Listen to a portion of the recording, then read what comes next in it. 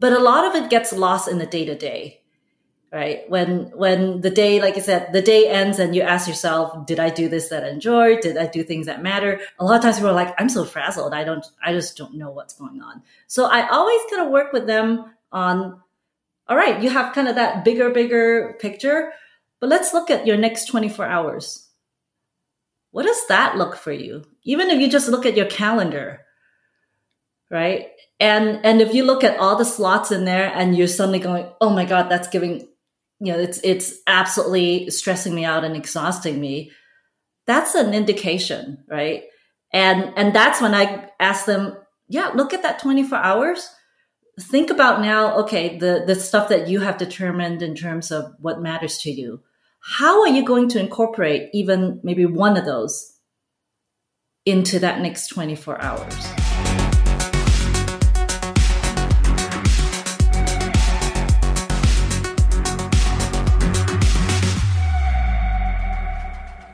Welcome to another episode of the Leading to Fulfillment podcast, where everything we talk about is meant to encourage people-first leaders, empower individuals to achieve fulfillment, and to help your organizations become places people love to work.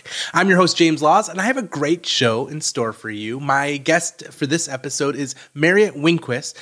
Marriot Winquist is a seasoned technology executive and currently CEO, certified executive coach, and consultant at Brightree Consulting. She partners with executives and rising stars and fast-growing organizations to become strategic, high-impact business leaders.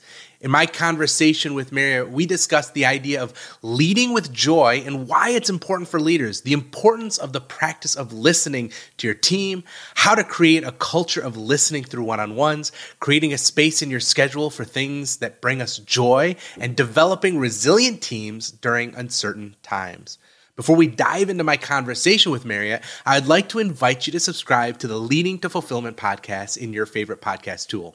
We are on Apple and Google Play and Spotify, as well as YouTube. You can also always head on over to circles.com, that's circles with 2 I's, and subscribe to our newsletter where we'll let you know when those new episodes become available, as well as send you original and curated content on leadership, managing teams, and finding fulfillment. Now, on to my conversation with Marriot Winquist. Marriot, thank you so much for being on Leading to Fulfillment podcast. I really appreciate you joining me today. Thank you so much, James. Thank you for having me. Absolutely. As I was reading over your content on your website, which I'll be posting a link to in our show notes, I see a lot of commonality of much of the content that we've been producing over on our Circles website, which is where this podcast lives. And I've been on this kind of mission to help leaders become people first in their leadership practices. And also, you talk about this topic a lot. But you use a term that I don't see a lot of people talking about in this conversation. And it's a term you call leading with joy.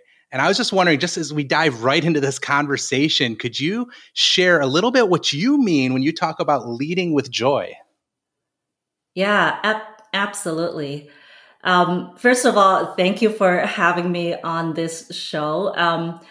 I have been working in corporate for several years, over 20 years, and, achieving, what I see as great success, and also having enjoyment and fulfillment during the time as well. But what I've also come to realize through those years is that not only is success and yes, performance and, having the titles, having that is great, but there's that underlying side of probably all of us, the human side of all of us, which really stems from, am I doing what I am placed here to do? Am I doing the best of my potential? Am I making the impact that I really want and wish to do? And for me, joy really comes from that. It's that alignment of that internal values that you hold true and what matters most to you, and the outside behaviors and exhibition that you act out on. And then further on, the people that you actually impact and influence, and also the businesses and the work that you do. And I came to kind of this idea of the joy really is because you hear a lot of leading with high performance, with edge, with all these things that are very, very performance based, and which is great. But at the heart of it, it's still the human side of what makes you the most fulfilled and most full. And that actually, and lots of studies have done this in terms of positive psychology, the starting with the joy and the happiness is actually what creates success and not the other way around. And that's why I really want to continue and share this idea, because there's so much of the other idea of the performance and the excellence, which the people that I work with already come with that. That's already the basis of what they do. But often we just forget well, how does that align with me? Yeah. And it's really interesting to hear, like I said before, you don't hear this in the conversation of leadership often, is this idea of leading with joy. And so many times I think people get caught up into leadership roles or management roles for all of the wrong reasons, instead of I'm pursuing leadership because it's a calling. It's a thing that I believe is integral into my own fulfillment, my own happiness, is helping other people achieve their goals, to accomplish what's next in their life. So this idea of leading with joy is really interesting to me. And I'm surprised I've not used the term myself, to be completely honest. One of my core values is be a cheerleader. And part of that core value is not the idea of just cheering people on. It's the idea of that positive energy, that the world has enough negative energy and enough people trying to strive for status and all of these things. I just want to be a positive force in the world. And I want to kind of combat the negative that's always, it seems to be everywhere you turn. I want to change the story. I want to change the conversation a little bit. So I love the term leading with joy, but it's not one that I've used. Why do you think coming from the perspective of leading with joy is such an important trait for leaders? Why do you think that's an important perspective that perhaps isn't being talked about nearly enough? Yeah. And for that, I would also kind of pull back in terms of the landscape of leadership. I think what I would say maybe traditional leadership has been get results, get things done, and that equals great leadership. And we already see this shifting, right? Especially in the last couple of years, where so much empathy is really needed in the last couple of years for all of us to get through the crazy challenges. We already see that shifting. But I think the real main thing with the landscape of leadership is that we are solving different problems now than we were 50 years ago and 100 years ago. We are not putting people in boxes to create widgets anymore. So we actually need people now to think creatively. They need to collaborate in a different ways. We need to solve problems that are now global and just across everything, different cultures, different spaces, different expertise. And so we need a different type of leadership than maybe 50 years ago when we're running factories and just more. And we still need those. We still need those to maintain and create certain things. But the world is changing, that we need a lot more creative solutions and creative people to come together. And so I do feel like the shift really is the fact that we need different types of leaders and different types of leadership. And what is needed is to cultivate a culture where the individuals within these groups can prosper and thrive. And that's where kind of that leading with that joy and intention comes in, because people can thrive when, I think there's a Daniel Pink book on drive, which actually talks about 3 factors of the conditions right? The mastery and purpose and autonomy. And so all this really is that underlying, okay, what actually is true in myself that I can kind of create for myself, the autonomy, the mastery that I can actually grow in myself, and then also purpose, that why, in terms of why we're doing it. And so leaders now need to actually create conditions for that. We're not creating conditions for, okay, you're doing one thing really fantastically and that's all you do, right? So it's the landscape of leadership that is now changing, therefore requiring different types of leaders, which now then require different ways for us to exhibit as leaders. And so I really enjoyed this part of leadership and really sharing this part of leadership, because it gives way for almost another bar of success, another bar of what makes someone a leader. And someone can actually approach with joy and intention, in addition to, of course, the aim of whatever the results and impact that you need to do. But you're always starting with that true place within you and for your team. As I hear you say that, it kind of comes back to what led us into that too, is this idea that, yeah, there is performance, right? Leaders have to perform. Mm-hmm. They have to achieve certain results. They have objectives. They have goals that we have to accomplish.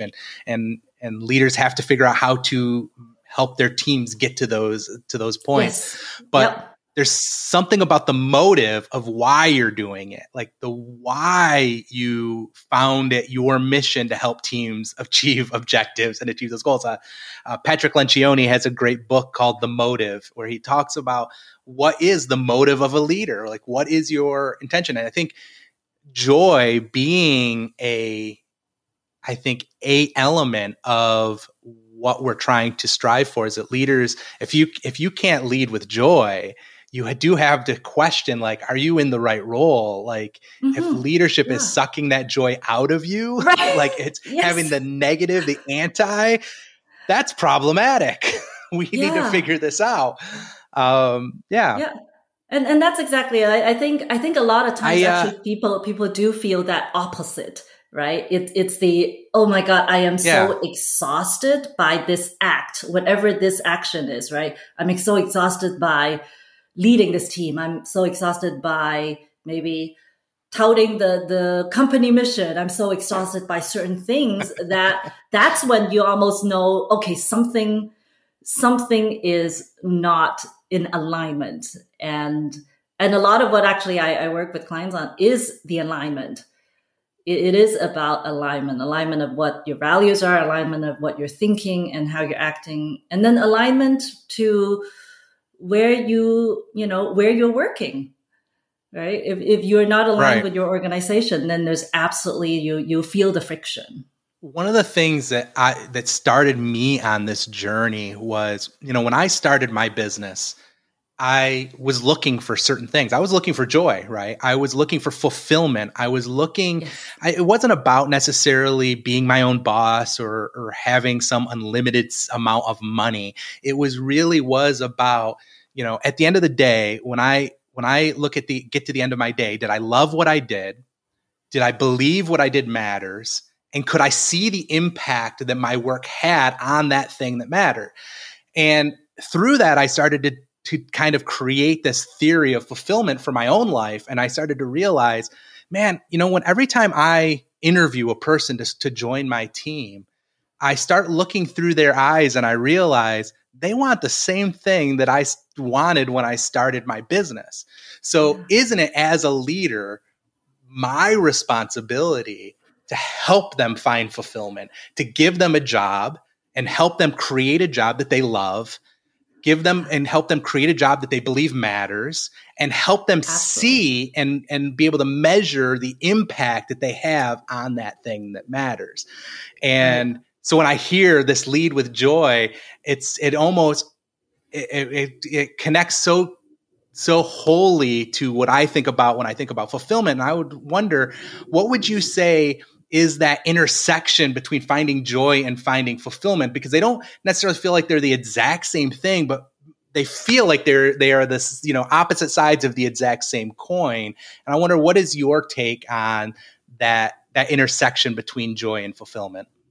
Yeah, and you're right. I do feel like there's a big overlap on Yeah. that. And I would say, this would be one of those it depends it depends answer, because yeah, and you're right, there is that overlap, but for some there might be a lot of joy in different things that they do, but they're like, okay, that's just enjoyable, but maybe it's not a, when you feel fulfilled, there's some additional meaning and an additional impact Yeah. that you're experiencing as well. Um, but but I'd say for all intents and purposes, usually when I'm working with a leader, those are almost, you're right, same sides of the coin. Those are almost always overlapped, because when they are Yeah. feeling that deep seated joy, that is how they're feeling the fulfillment as well. So it at that point, it really could be just semantics as opposed to a true differentiation. But I could understand that some people could have kind of very different slices of it. But I think a lot of the leaders that I work with, it's almost kind of one on top of the other. Let me ask you this, from as a leader, and as a leader listening to this, and they're thinking, you know, I I want to create a culture that is fulfilling and joyful in my business and my organization. I want to create an environment where people are excited to come to work, and that when they get to their end of their day, they don't leave the day depleted, but they leave it full and energized and ready to face the next day. If a leader, could wave a wand and change one thing in their organization to foster kind of a joyful and fulfilling culture, what would your advice be to that leader to kind of create that culture of joy? Yeah, if there's only one thing they can do, I would say the one thing And I is, know there's a lot of levers, right? there's many things. Yes, I'm sure there's many things. If there is only one thing they can do, I would say is listen. And I mean listen in terms of listening to what their employees want, listening to, of course, the business side would be what the customers want and all that. But I think if you think about the culture, it's absolutely about listening to what your team members care about and what's important for them, because that is the core of what kind of drives your employees, whether it's that bit of discretionary effort, whether it's going that bit of extra mile, whether it's taking on that bit more of ownership. It is what's important for them first. And so if there's one thing that a leader can do, is really make the intention and commitment to actually listen more. I think as leaders, we tend to direct a lot and talk a lot, and that's fine, because that's what we're trained to do. That's what you are also put in the role to do. But at the same time, like we say, a new kind of leadership and a new kind of culture requires that you actually start listening to your employees a lot more, so that you can actually harness a lot more of the talents and strengths. And I think that's the unlocking that really is the most exciting for leaders who are willing to take this on. I 100% agree. I love that advice of listening, and like, not, of course, take the pulse of your team, but actually get down to what matters to them. What are they striving for? Help them Yeah. define fulfillment. What is that fulfillment? And then work with them to create an environment to do that. My question is, to the leader who says, you know what, yeah, I could be a better listener. I could take a step back and listen to my team members. What are some tools or ways that leaders can become better listeners? What are some of the mechanisms or ways within their organization that they can get that feedback from their team in a safe and trusting environment, and create a way where the team members are willing to kind of share and kind of bear a little bit of their heart and what their goals are What would you say are some of those ways that leaders can become better listeners? Yeah, I think that's a great question. And I would kind of go on the continuum of, the intimate one-on-ones to the broad, annual survey, anonymous poll type of thing. And maybe I'll start with the more intimate ones, which really is having and cultivating that trust with your team members so that you can have productive one-on-ones. And I would say one key thing is to make sure that you're asking the right questions as well. So I think part of the listening is not just, hey, how's it going? It really is, what, similar to what you're saying, what are your goals? What's important for you? What actually are your concerns, right? What happened in that last meeting that went this way or that way, right? So really making sure that you are asking the right questions in order to get kind of open answers from your team members. And again, that intimate one-on-one, that does require a trusted relationship to have been fostered, right?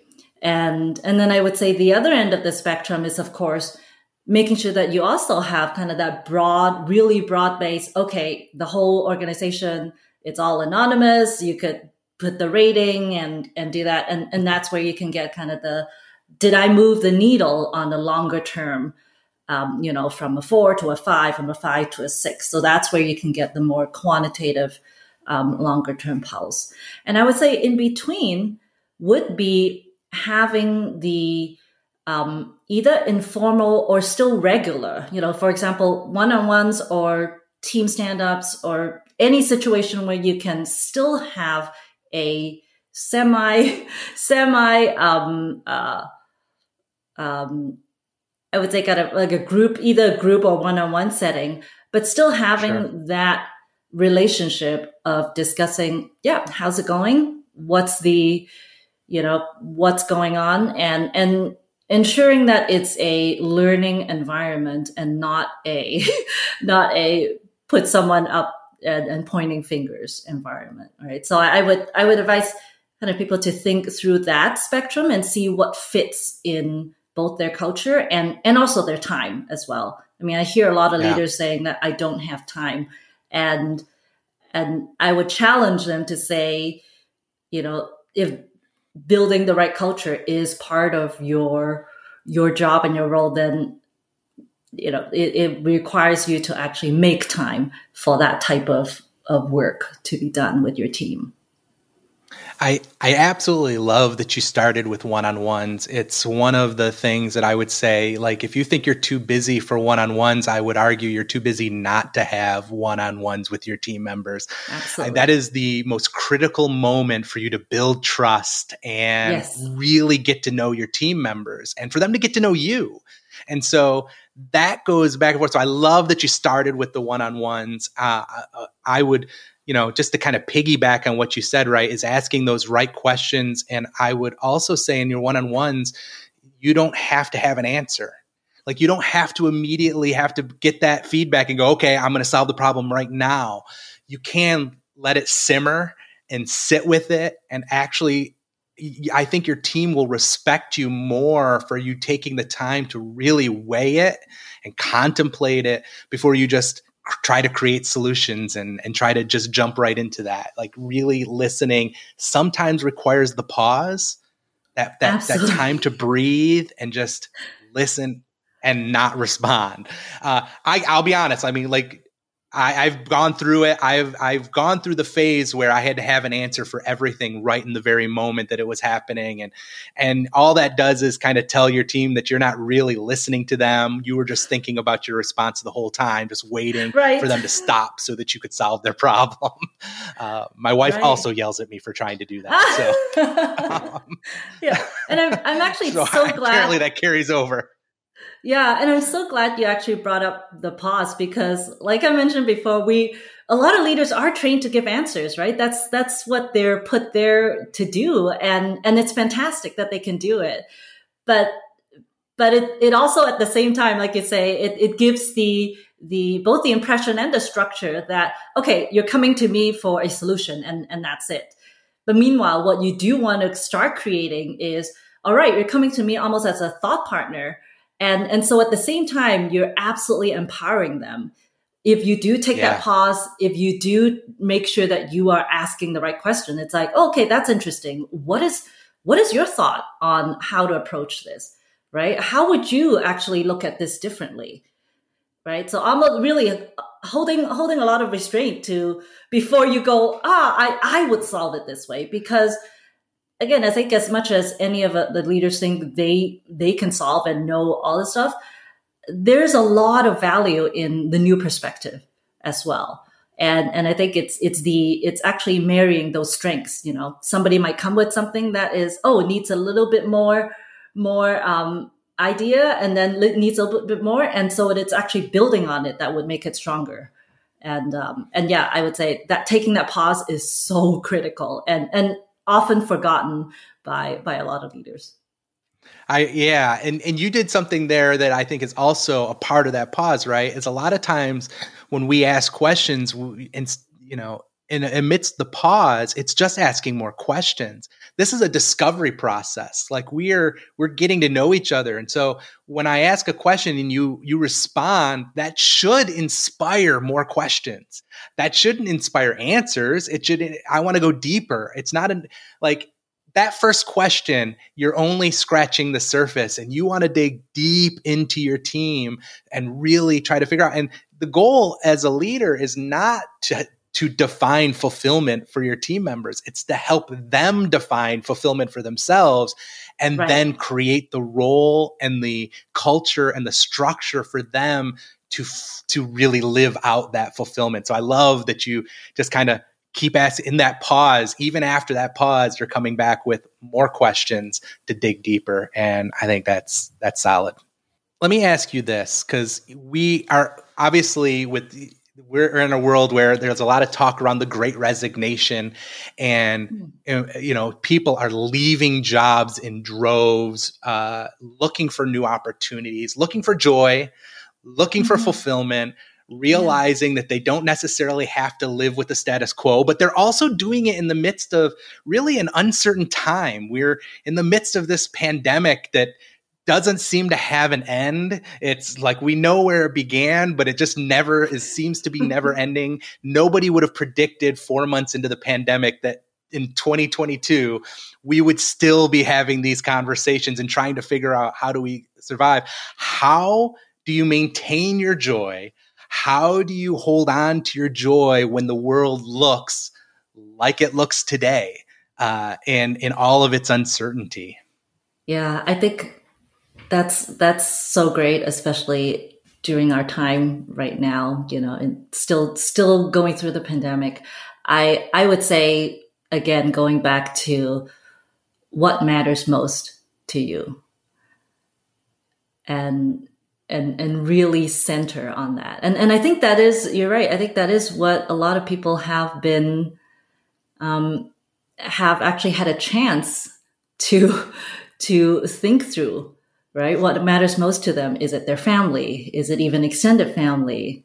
Is it kids going to school? Is it their parents now getting older, right? And is it different travel? Is it different things? So I think the time in the last couple of years, it did give an unintended pause for a lot of people, where they had the chance to now look at, what is important for me.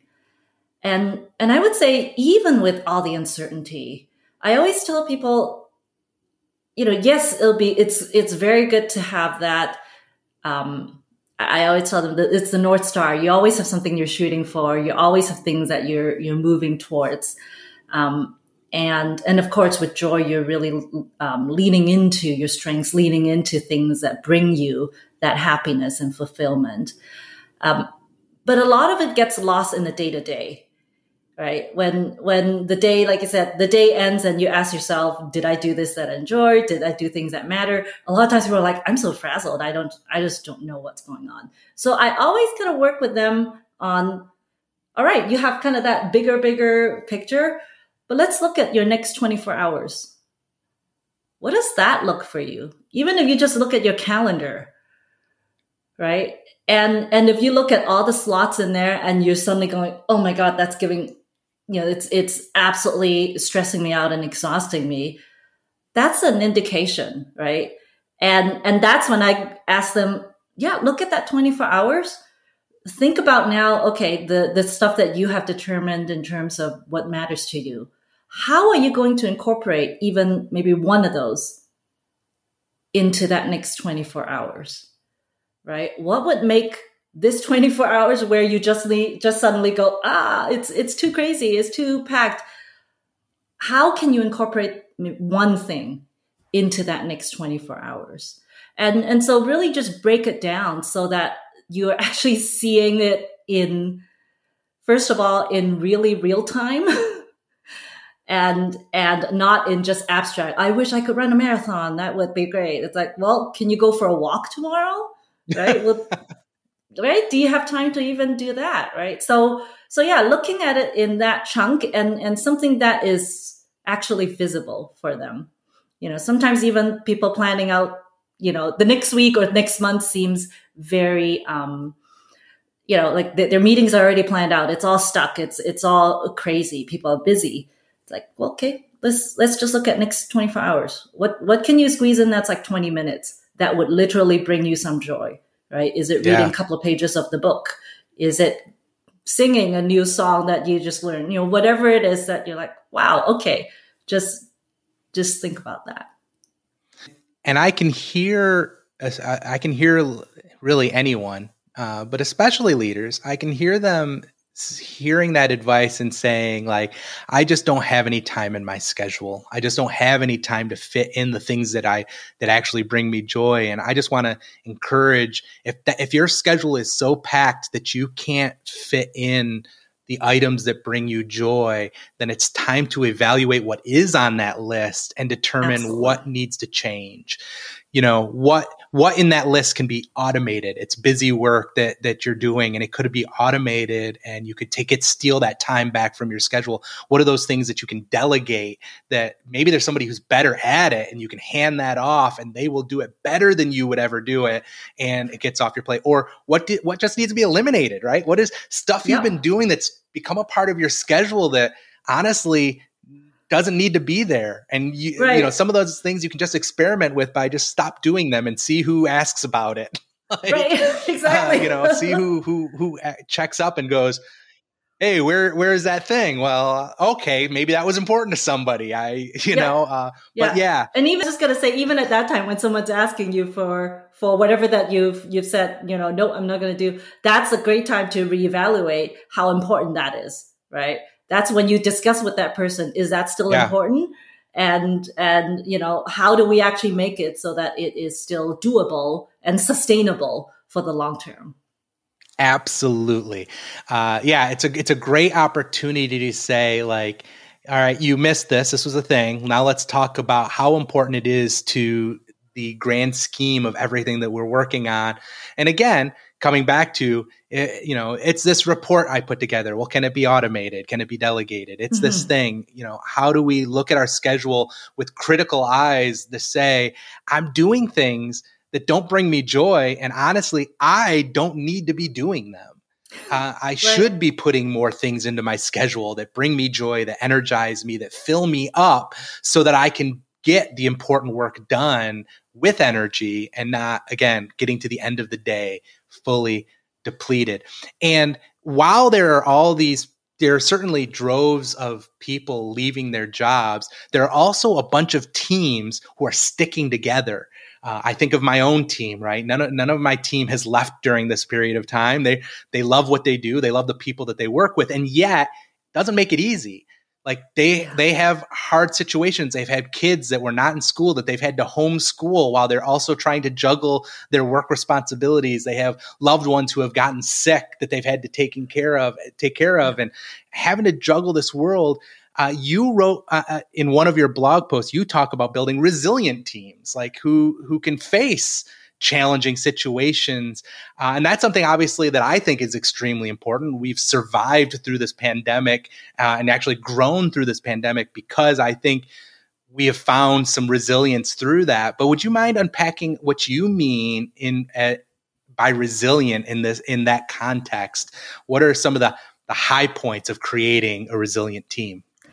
Yeah, absolutely. And one of the main foundations that I've called out when building resilient teams, we've already talked about, which absolutely is trust. And Yeah. and I, you know, I don't think you can ever have a resilient team without having that trust, because everything else builds on top of it, right? Even the next thing, which I talked about, was empathy.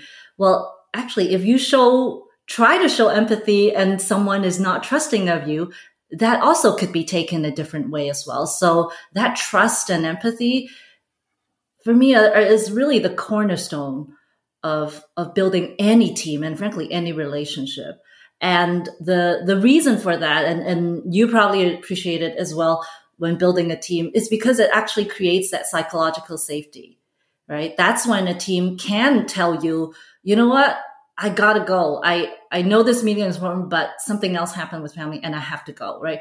The team is able to actually flex because they have that background, because they know, oh, so-and-so it's gone not because he's slacking off. It's because there's something else that needs to be taken care of. And we trust his or her judgment, right? And the outcome would not be, any worse just because of that one particular incident. So really, I think a lot of it is that core foundation. And I feel like anything that builds on top of it, it has to have that. And I also talk about really the communication and the main part of communication that I talk about is the engagement part. And I already mentioned it earlier in this chat, that it really is about listening, not only the broadcasting part of communication. There's of course, the clarity in the communication, what you want to say, but so much more important is the engagement side, is what you are trying to learn and glean from it so that you can support your teams better. And the other two areas that I talk about in terms of building teams is the connecting to the why. And this really is so important because we get swept up with the work, right? Everyone gets swept up with the work. I call it the vortex of work, because we go and do one thing and then suddenly, zoom, like you literally get pulled into the work, and 2 days later you suddenly come back up. But for team members, you have to continuously connect all your decisions and all your reasoning to the why, because that's where you can help your team members understand the meaning of their work, right? So if you're, let's say you're a gaming developer and really your why is, I want to put smiles on kids' faces. Think about every decision that you're making, right? Whether you're choosing this vendor versus another vendor, whether you're choosing this character versus another character, or this action versus another action, everything is driven by that why. But again, a lot of times we get swept up by the work and we don't realize it. So a leader has to have that intentionality to keep connecting the dots so that your team members can really understand it and be able to really keep knowing that, I'm doing work that I actually believe in. I'm doing work that is meaningful for me. And I think all that building together, that's what I see as people building resilient teams, because they have all these elements together. When something different happens, when the pandemic happens, for example, they actually have this really firm basis to know that, yep, I have a great team and I have a great partner and great bosses that I can actually share my concerns with. And yes, I know what we're about, so I'm still believing in my core values. And yes, I have a way to communicate and to to really engage with my teams. And that is how your team really evolves to keep building to become more and more resilient. And one thing I want to say with the leader is that it does take intentionality. Like it doesn't happen by accident.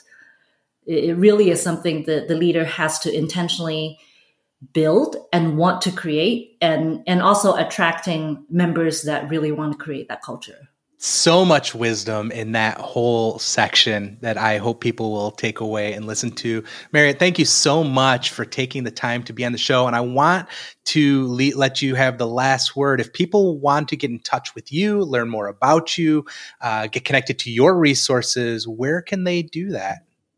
Yeah, they can come to my website at www.brighttreeleaders.com. And they can also find me on LinkedIn. Awesome. Well, I will make sure that we link that all to the show notes. Thank you again so much for being on the show and sharing all of your insights with us. Hopefully we can have you back on the show again in the future and discuss so much more stuff that we didn't even get to talk about. Thank you. I appreciate it. Thank you so much for having me. I hope you enjoyed my conversation with Marriot, and I want to thank her for taking the time to join me on the show today. Everything we mentioned, including a full transcript of the show, is available over on our website, and you can access it anytime by visiting leadingtofulfillment.com/006. Joy is not something that we talk about often in the context of leadership or business culture, and maybe that needs a change. Our companies and teams are not just about making and selling widgets. We are people serving people. The idea of being a human business is not something only for a specific type of organization. Every business is made of people looking for joy in their own lives. As leaders, we have the opportunity to help our teams in their pursuit of joy. But that does mean we have to be in pursuit of it ourselves as well. Joyful teams don't naturally come from leaders who lack it. Try this out. For 1 week, schedule your day with a focus towards joy. Do you feel better after getting in a good workout midday? Does lunch with a friend give you a burst of energy? Maybe it's going on your kid's field trip one morning. Still, schedule in the most important work, but schedule it around the things that bring you joy and energy. What you will find is that not only do you still get the important stuff done, but you also aren't running on empty at the end of the day. Want to get really radical? Do all of this with every single person on your team. You'll be amazed at how all the work still gets done, but the energy in the whole company is no longer frantic or stressed. Who knows? Everyone might just discover there's joy in the work as well. Thank you for listening, and I hope you'll join me on the next episode of Leading to Fulfillment.